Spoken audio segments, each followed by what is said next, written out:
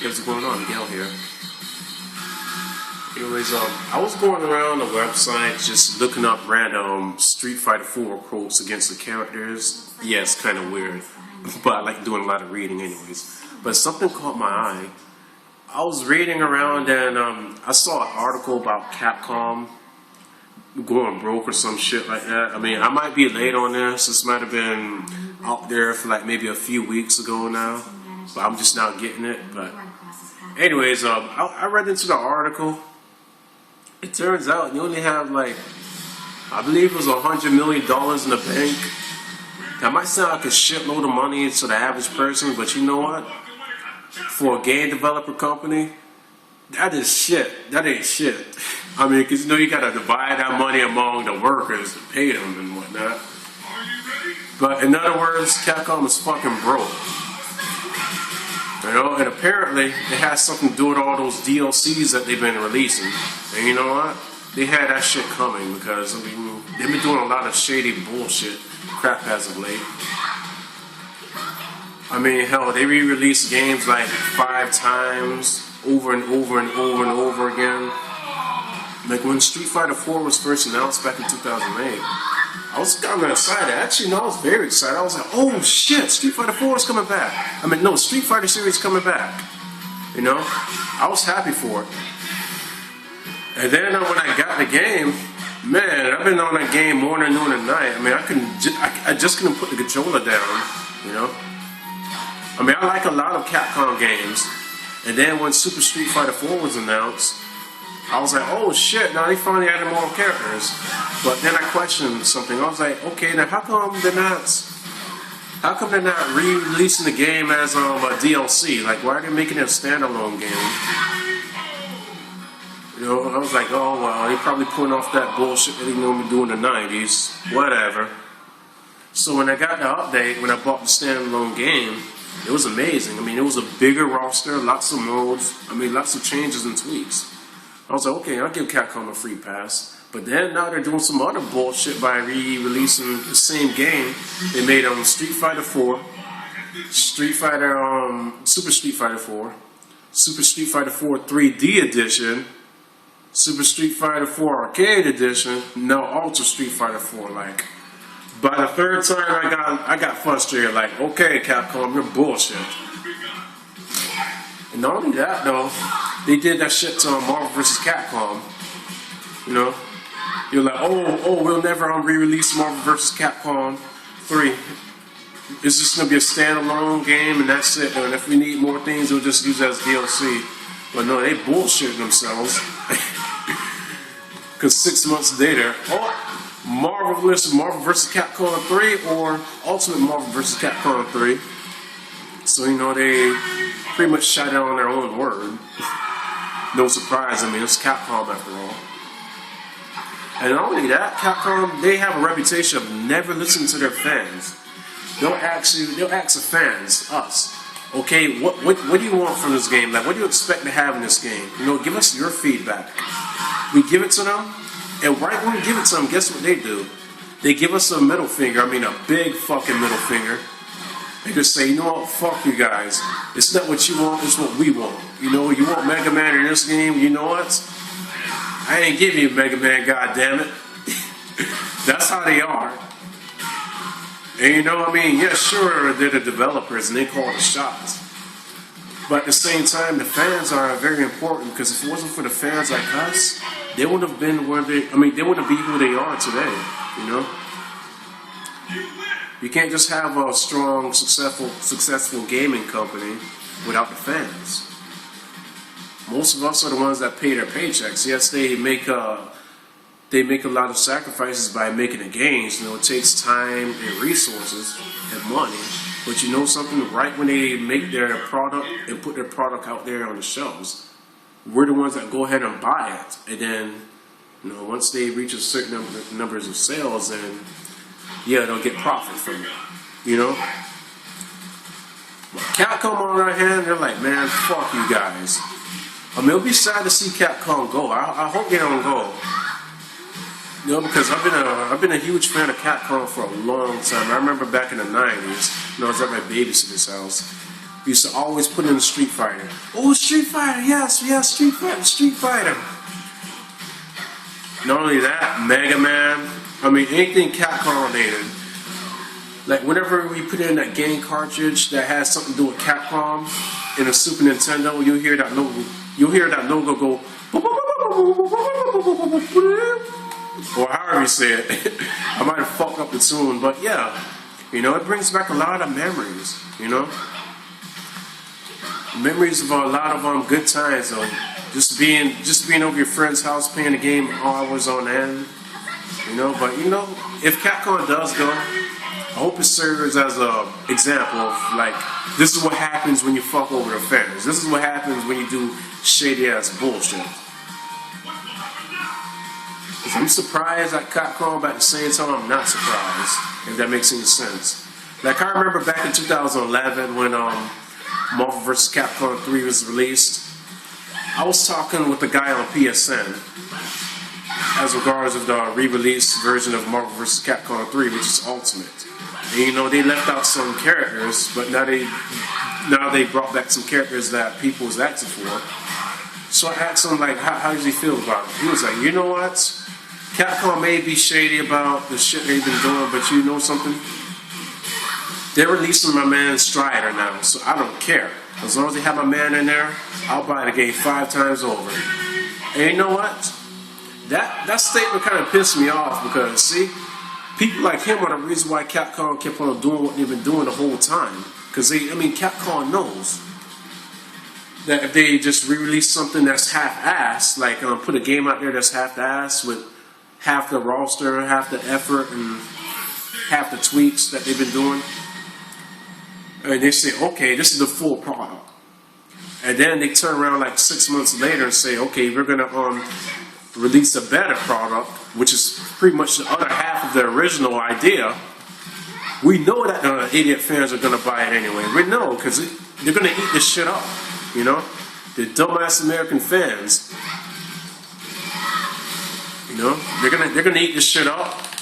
I mean, yo, we could take a shit on a pavement and put a Capcom logo on it, and I guarantee you that's gonna sell because it has our Capcom name on it. Sad but true. That's how it is. You know, other gaming companies like Infinity Ward that does the Call of Duty. I mean, yes, they release the same goddamn game every year, but you know what? They have their formulas right. You know.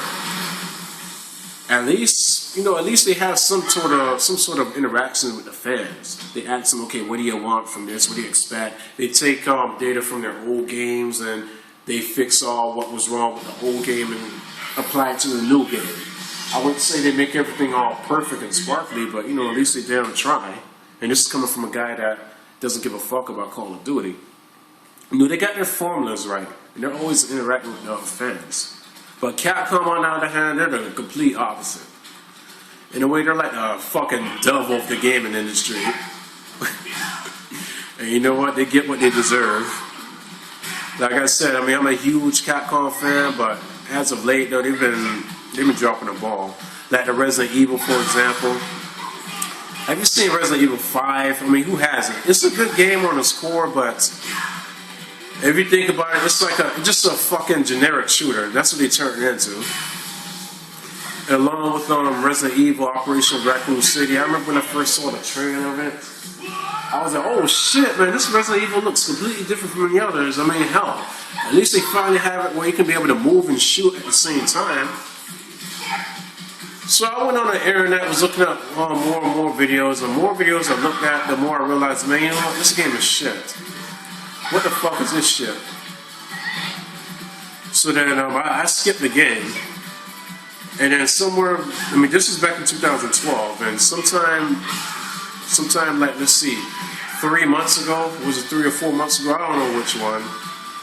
When I went to work with my friend, he was like, "Hey, dude, Miguel, want to borrow Resident Evil Operation Raccoon City?" I'm like, man, come on, that game is shit. I don't want it. Oh man, it's really good, man. I'm like, okay, so I borrowed it. I played it for like, let's see, an hour that I barely able to stomach on. But anyways, I played it for just that one painful hour. And I realized, I said, man, this shit, this is like a fucking, like it's a fucking, how do you say it? A freaking Gears of War with zombies. They try so hard to be Gears of War and it fails among that. So I was like, man, what the fuck is Capcom doing? Like, whoever's in head of all these ideas should be fucking fired immediately. Fired and kicked in the ass. I mean, directly in the asshole, they should be kicked. You know, like I said, I mean, look, I'm playing Street Fighter right now, and I hate to see them go. You know, and plus it's such a shame because to me the only good game they have right now is Street Fighter. The other games have just been weak sauce to me. Like Street Fighter Cross Tekken. I remember back in 2010 when I first saw the announcement of it. I mean, they released the first trailer of it, the gameplay trailer of it, and it was using the exact same engine as Street Fighter 4. That game looked badass. So I was like, oh shit. And when I saw the release date, 2012, I was like, damn, man, that's two years, man. God damn, that's a long fucking time. So for 2 years, I've been following that game around. I've been getting every last bit of updates and whatnot. You know, but halfway through the development, I noticed that they changed the engine. Like, it no longer felt like the Street Fighter 4. It didn't have that Street Fighter 4 feel to it. You know, everything was all colorful, rainbow, like a gay rainbow. I mean, I was like, what the fuck is this? I mean, this isn't what I saw back in 2010. So I said, oh, whatever. So, close to release dates, they had all these live streams and whatnot of other famous players playing the game. Like, I believe it was Mike Ross and some other people. I mean, I don't know all their fucking names. But, yeah, so I was like, wow, okay, I think I can live with this. I don't mind the change. But, anyways, so right when the game released, I went to my nearest GameStop. Well, before I went to my nearest GameStop, I was going around different places like, let's see, Walmart, a GameStop over here, a GameStop over there. I went to 3 places until I was able to find a game. When I finally found a game, I was like, oh shit, yes, got this game. And I didn't even wait till I went home. I just ripped the fucking game open just so I could read the manual. I know, weird, huh? When I got home, I played the game. I was like, man, I'm gonna like this game. But within a week, I started to hate. No, not even a week. Like, let's see, 3 days on the third day, I realized that the game was weak sauce. Like, man, this game is gay. This game is getting pretty gay. You know, it had a lot of problems with it. The game was broken. I mean, you know, a lot of combos. I mean, a lot of games are about combos nowadays, but man, that game took it to another level. It was like basically fucking Marvel vs. Capcom. So yeah, Capcom dropped the ball on that game. You know? So what they should do is they should take all the remaining copies of Street Fighter Cross Tekken and bury it in the nearest desert. I mean, bury that motherfucker. And put cement over it. And just throw the dirt over the cemented area. I mean, just bury that motherfucker and just pretend it never existed. Just like what they did with the ET games for the Atari system back in the 80s. That I wasn't around of. I was around for. Yeah, man, Capcom been fucking up lately. And like I said, I mean, right now, I'd rather see them go instead of them carrying on like this because they're not getting it. They're not learning from their mistakes. You know, other Capcom fans might say, oh man, you don't know what you're talking about, but you know, I call it like I see it. Their games are shit, their tactics are shit, their methods are shit. I mean, they're shit now. The only thing they have to sleep on is just DLCs that we're getting fed up with, or that we've been fed up with for years now. You know, they say bullshit like, okay, this was too big to be released as DLC. So they use that as an excuse. I mean, really? Look at fucking NetherRealm Studios. You know, I mean, you don't see them re-releasing the same game 50 goddamn times. They didn't even have to re-release Mortal Kombat, not even once. I mean, with the exception of a complete edition that just includes all the DLCs and that's it. But you know, if they want more characters in there, they just add it. They add it in there. You know, it's not locked up in a disc and all that bullshit where you have to pay $15 for a code. You know, they're not doing that bullshit. And I've seen other gaming companies like I forgot who Skyrim's with, but anyways, even Skyrim, it's an old game, but you know what? They released a DLC, and it's almost like they made a whole nother game. You know? Or take Grand Theft Auto for example. Grand Theft Auto 4. You know, first you had this one game back in 2008, a nice Grand Theft Auto game, you know, it's awesome. And then I think it was a year later they released a content called Episodes of Liberty City. Well, no. Something called Ballads of the Gay Tony or whatever. You know what I'm trying to say. It was a whole nother Grand Theft Auto experience though. You know, you get to see another part of town that you don't normally get to see. You play as a new character, you get new cars, new guns, new story. That's DLC. You know, they downloaded all, I mean, they just threw all that into the game. It wasn't on the game from the get-go, you know. We just had to fucking unlock it by buying a $15 code. I mean, you know, it wasn't like that. Or it's not like how all the gaming companies, they try to pimp the hell out of you by making you buy your own shit twice.